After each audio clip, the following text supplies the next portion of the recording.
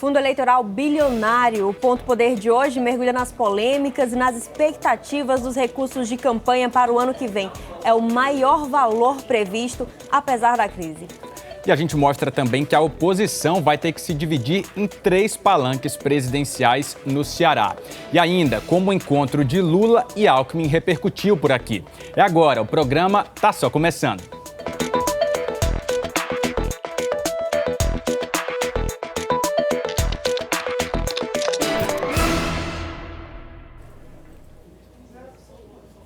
Olá, sejam muito bem-vindos ao Ponto Poder de hoje. O programa está só começando e a gente começa falando de orçamento do governo federal. Dentro desse orçamento todos os direcionamentos que o governo prevê dos recursos para a saúde, para a educação, para a infraestrutura no país, mas dentro desse bolo todo de recursos há também o financiamento das campanhas eleitorais do ano que vem. E o valor previsto é o maior desde que esse financiamento das campanhas foi instituído aqui no país. A previsão inicial na Lei de Diretrizes Orçamentárias era de 5,7 bilhões de reais. Houve um veto do presidente Jair Bolsonaro a esse valor, voltou para avaliação do Congresso Nacional, que derrubou esse valor e seguiu-se aí uma queda de braço para ter uma definição de qual seria esse montante. Hoje, depois de pressão do Centrão, que é aquele bloco de partidos que é aliado do presidente da República, esse valor ficou em 4,9 bilhões. É ainda bastante dinheiro, especialmente a gente considerando que estamos num cenário de crise. E a gente separou para você entender um pouco melhor como foi o passo a passo desses valores, como eles vêm crescendo. Olha só. Esse fundo eleitoral passou a ser instituído aqui no Brasil em 2018 e ele tinha um valor de 1,7 bilhão. Na eleição seguinte, em 2020, esse valor já saltou para 2 bilhões.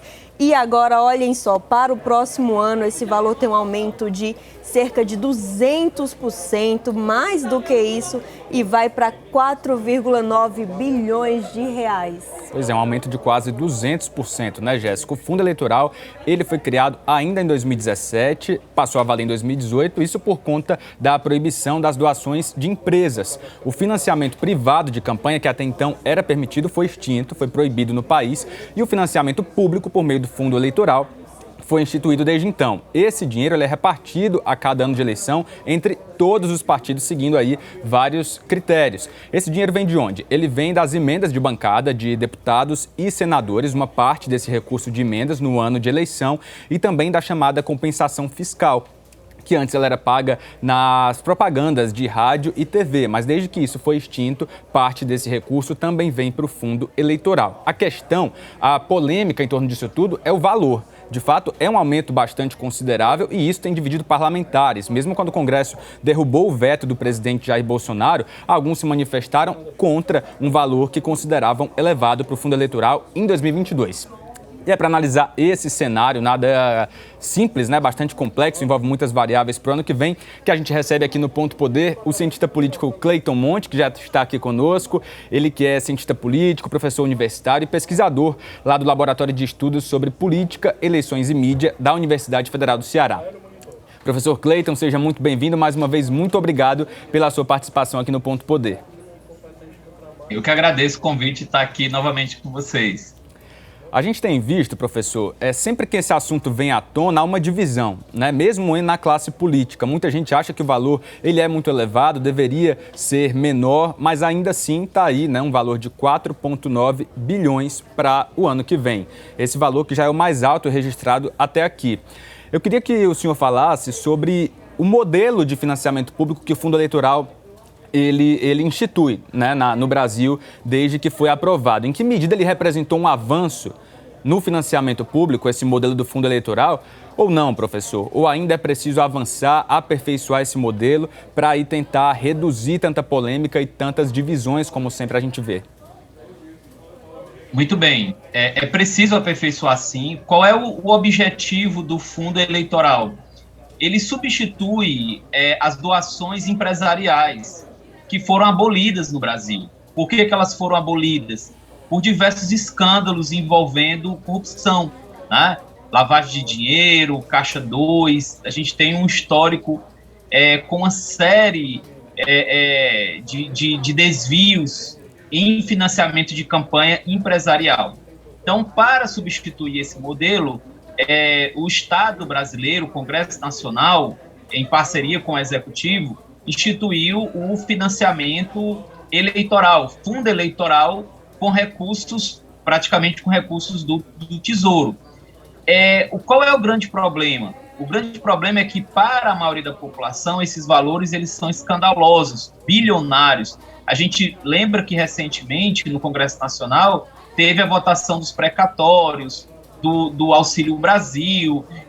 A gente está discutindo agora também no orçamento a questão do valor do salário mínimo. Então, assim, a grande maioria da população, que nesse momento está vivendo uma situação difícil, de inflação, custo de vida elevado, não entende por que o Brasil tem que gastar bilhões com campanhas. E, de certa forma, as pessoas têm razão. Qual é o modelo ideal? O modelo ideal é que parte desses recursos fosse realmente do Estado, a partir dos recursos públicos, dos nossos impostos, mas também que os partidos políticos pudessem conquistar a população e as pessoas pudessem investir nas campanhas. Porque o financiamento empresarial ele foi abolido, mas o financiamento individual, as pessoas, elas podem se investir em campanhas, elas podem se financiar campanhas. Isso não existe no Brasil, porque as pessoas, na maior parte dos casos, não acreditam nos partidos. Professor Cleiton, e aqui no Brasil é um valor muito alto, né, que é o que a gente já tem pontuado nessa destinação dos recursos. E por que é tão caro concorrer a um cargo público aqui no Brasil? Por que essas campanhas têm esses custos tão elevados, são tão onerosas, né, para os cofres públicos? Muito bem. As campanhas do Brasil, elas estão entre as mais caras do mundo, tá? Sempre entre as 5 mais caras do mundo. Por que existe isso? Por que o custo da campanha ele é elevado no Brasil? Por uma série de motivos. Isso se acentuou muito devido à crise política. As pessoas, parte delas são indiferentes à política, outras têm uma certa aversão. É mais difícil, quando é mais difícil você chegar nas pessoas, acaba que o custo do voto ele sendo maior. E também o cenário de vulnerabilidade socioeconômica que a gente vive, né? Então você tem uma dificuldade muito grande para chegar até a população. Então, assim, você tem custos muito elevados, valores muito elevados de publicidade, de redes sociais, de material de campanha. Então isso acaba elevando o custo. E outra coisa, para finalizar, é que muitas vezes as lideranças se apresentam à população somente no período eleitoral. Se a população encontrasse um vínculo com a sua liderança, esse valor ele seria reduzido. Como essa liderança ela vai se apresentar só no período eleitoral, então o custo é maior para apresentar aquele candidato ou para apresentar aquilo que ele propõe, aquilo que ele fez. É isso, professor Cleiton. Então, muito obrigado aí pelas contribuições. Ele trazendo para a gente, professor Cleiton, sempre muito disponível para contribuir aqui conosco nesse debate, né? Trazendo várias perspectivas disso tudo, né? Que o que se resume aí também é que é importante que a gente se aproprie do debate, que a gente possa fazer parte disso, discutir o que é bom, o que precisa ser melhorado e que a população ela possa fazer parte disso, inclusive cobrando, acompanhando também dos políticos. Professor Cleiton, muito obrigado. Até uma próxima aqui no Ponto Poder com a gente. Que agradeço, boa sorte, parabéns aí pelo trabalho, pessoal. E o fundo eleitoral é só uma parte de toda essa discussão do orçamento que tem rendido aí bastante articulação lá em Brasília. E quem traz mais informações para a gente é a repórter Flávia Rabelo. Depois de mais um ano de pandemia e sessões mistas entre presencial e online, finalmente o Congresso Nacional termina o ano legislativo com a votação do orçamento geral. A demora para a aprovação da lei orçamentária tem a ver com mudanças no cenário econômico e o aumento automático das projeções de inflação e a possível retomada do crescimento econômico. Com isso, a equipe econômica elevou em quase 90 bilhões a estimativa de arrecadação do governo, o que pode ultrapassar a marca histórica de 2 trilhões de reais. mas ao mesmo tempo também aumentaram algumas despesas indexadas, como os benefícios previdenciários ao salário mínimo. O aumento do salário, inclusive, passou de R$ 1.169 para R$ 1.210. Os 212 milhões de reais que a bancada federal do Ceará tem previsto para o ano que vem, a maior parte dos recursos devem ir para a saúde. São quase 200 milhões para obras em hospitais e centros de saúde do Estado. As emendas também devem atender educação, obras e segurança pública.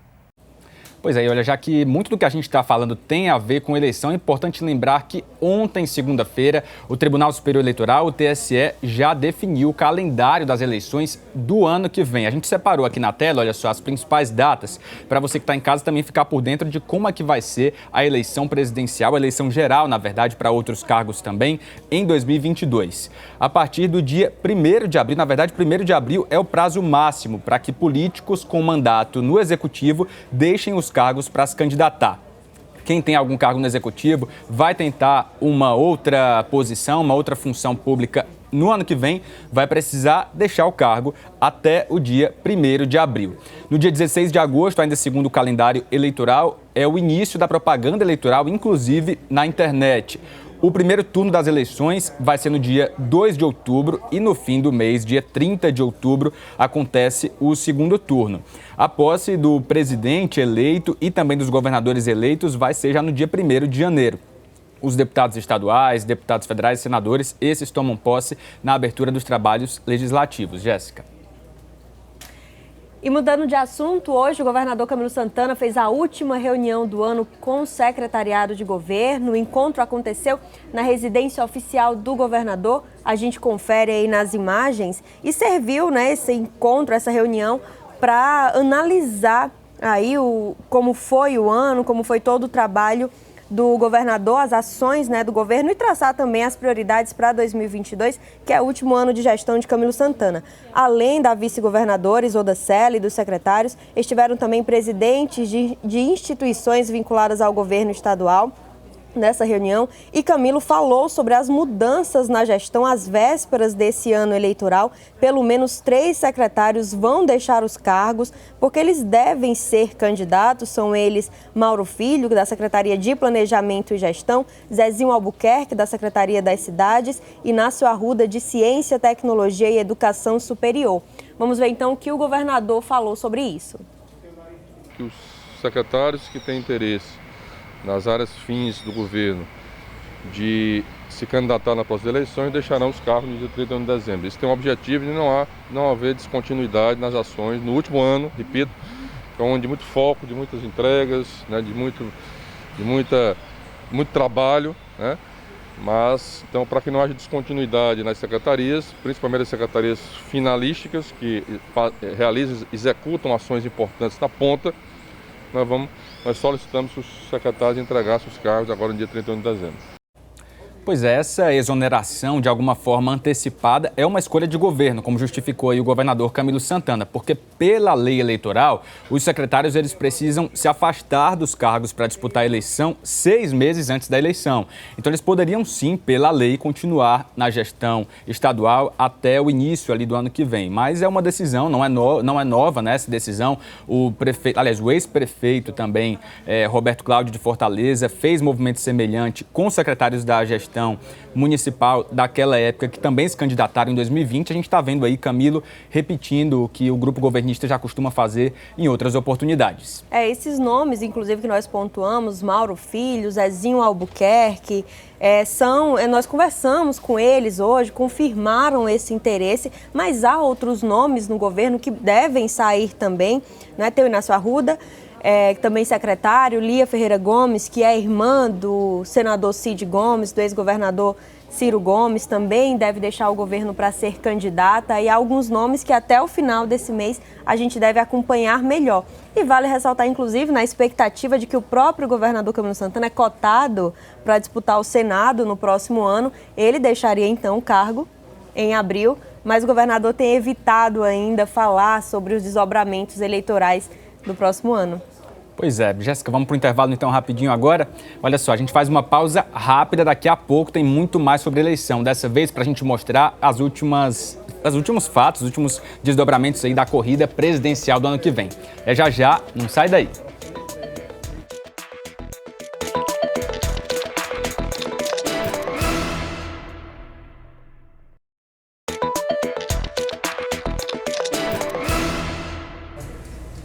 Ponto Poder de volta e olha, já pertinho aí do fim do ano e do início do ano eleitoral, as movimentações aí que envolvem a corrida presidencial para o ano que vem se intensificam. Nos últimos dias, o assunto que ganhou os holofotes foi a conversa que vem aí avançando, envolvendo o ex-presidente Lula do PT e também o ex-governador de São Paulo, Geraldo Alckmin, que está de saída do PSDB ainda sem destino certo. Há duas possibilidades, dois caminhos para ele. O PSB, que por enquanto tem se mostrado aí uma opção mais viável, e também o PSD. Esses são dois possíveis destinos aí de Geraldo Alckmin. E os dois tiveram um jantar em São Paulo no domingo. Essa foi a primeira aparição pública dos dois desde que vem se ventilando essa possibilidade de aliança. A gente está vendo aí uma imagem desse jantar e eles conversaram sim sobre essa possibilidade de aliança e agora aí em uma demonstração pública de aproximação. Desse jantar no domingo participaram representantes de 9 partidos, mas ainda não há definição. O que a gente sabe é que isso está movimentando aí o debate, né, pré-eleitoral, inclusive lá no Palácio do Planalto, com o governo federal. O presidente Jair Bolsonaro deve se candidatar à reeleição. O Palácio do Planalto também tem monitorado aí esses movimentos da oposição, a partir de quais candidaturas vão se consolidar para o ano que vem. Quem está acompanhando isso e vai entrar aqui com a gente para conversar agora é o Wagner Mendes, colunista de política do Diário do Nordeste. Wagner, seja muito bem-vindo. Olha, o Wagner, ele tem acompanhado e conversou com petistas aqui no Ceará para saber como é que esse encontro entre Lula e Alckmin foi recebido por aqui. Wagner, essa possibilidade de aliança, como é que tem sido vista em território cearense até esse momento? Boa noite, William. Boa noite a todos que nos acompanham. Eu liguei para alguns petistas e o cenário é o seguinte: diante de uma situação aí, de enfrentamento, né, de uma chance de segundo turno aí com o presidente Jair Bolsonaro nas eleições de outubro, essa movimentação, né, de uma aproximação entre o ex-presidente Lula e o ex-governador de São Paulo, Geraldo Alckmin, é positiva. É positiva em que aspecto? No sentido de demonstrar que há uma ampla aliança, que há uma movimentação ali para o centro para enfrentar o presidente Jair Bolsonaro. Existe um discurso, né, de todos os lados de que há uma grande polarização, né? A chegada do pré-candidato ali, do ex-governador Geraldo Alckmin na chapa de Lula seria aí uma mensagem de que não há uma grande polarização. Na verdade, há uma candidatura de centro, uma candidatura equilibrada para vencer as eleições, e não só para vencer as eleições, mas para garantir a governabilidade. Alguns petistas disseram que o aspecto que une o Geraldo Alckmin e o Lula, adversários por longos anos, ele que deixou o PSDB depois de 33 anos, que é o sentimento democrático, né, de respeitar as instituições, de respeitar a democracia, essa democracia que estaria ameaçada durante a gestão do presidente Jair Bolsonaro. Então, de início, né, essa é uma movimentação que não está encerrada ainda. O ex-governador Geraldo Alckmin ainda vai escolher um partido para se filiar, ainda tem todo um processo que vai se concretizar, mas nesse primeiro momento os petistas que eu liguei, que eu ouvi, agora veem com bons olhos essa aproximação. Primeiro no sentido de passar essa mensagem de que há uma ampla aliança contra o bolsonarismo. E em segundo plano, para que o presidente Lula, o ex-presidente Lula, caso vença a eleição em outubro do ano que vem, possa garantir a governabilidade na sua gestão, que a gente sabe que é o principal ponto, né? Vencer a eleição é difícil, mas governar é mais difícil ainda. Precisa ter uma ampla base aliada para aprovar os projetos no Congresso Nacional, e esse é um grande desafio para o próximo presidente. Eu queria acrescentar 2 pontos ao que o Wagner está falando, porque é muito importante que a gente também veja nesse cenário ainda de indefinições qual que vai ser o ganho e a perda, né, que está em jogo aí tanto para Alckmin quanto para Lula.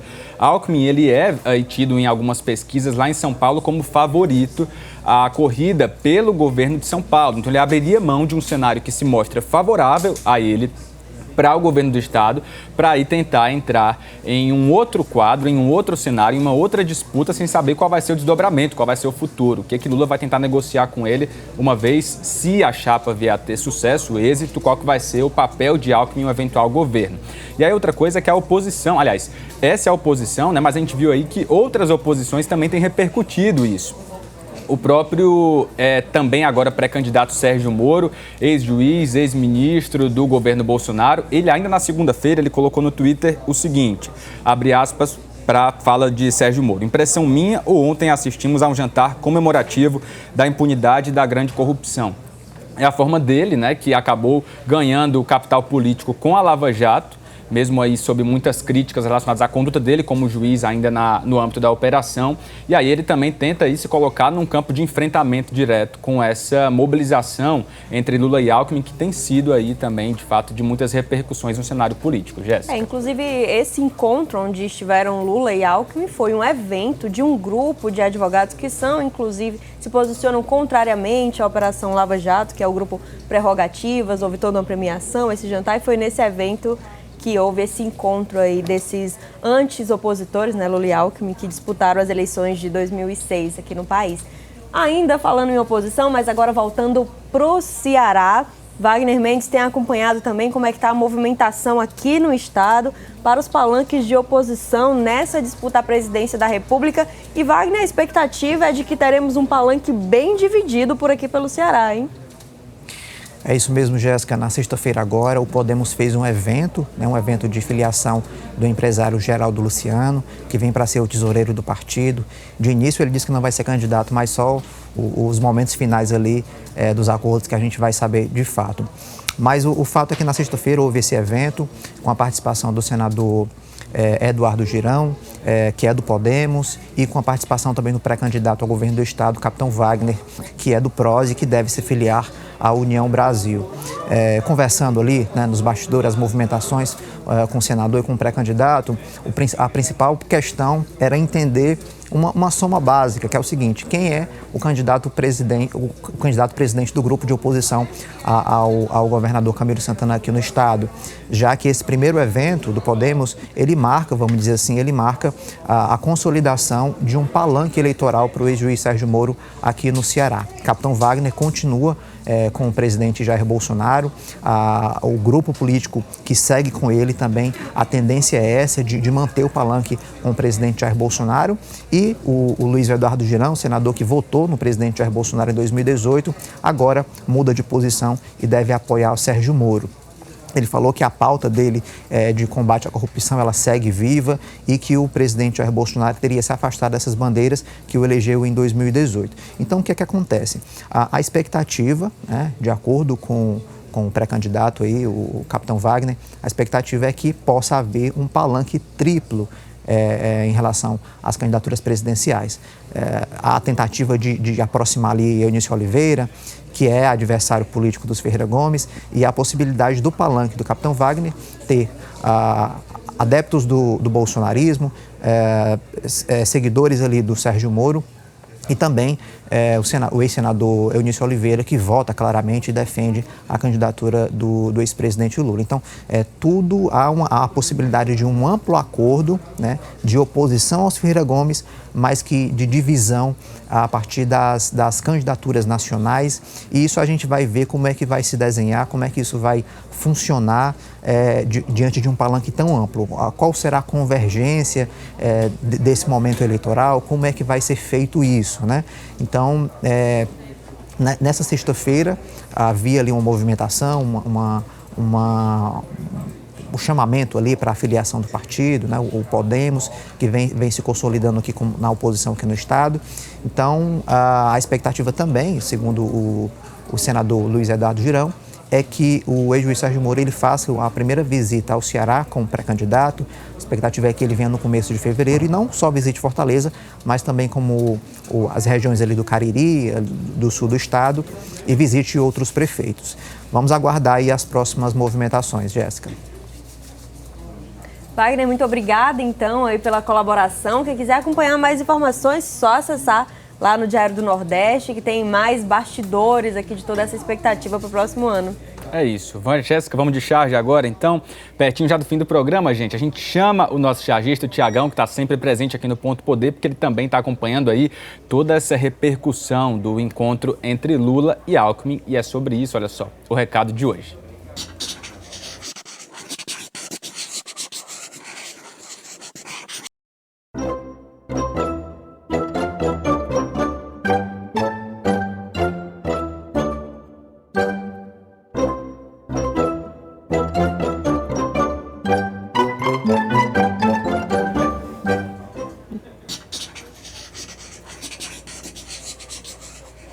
Na política a gente costuma dizer, né, que um candidato, um partido corteja o outro. Esse momento está acontecendo, a gente tem assistido a esse movimento. Vamos ver no que isso vai dar até o ano que vem.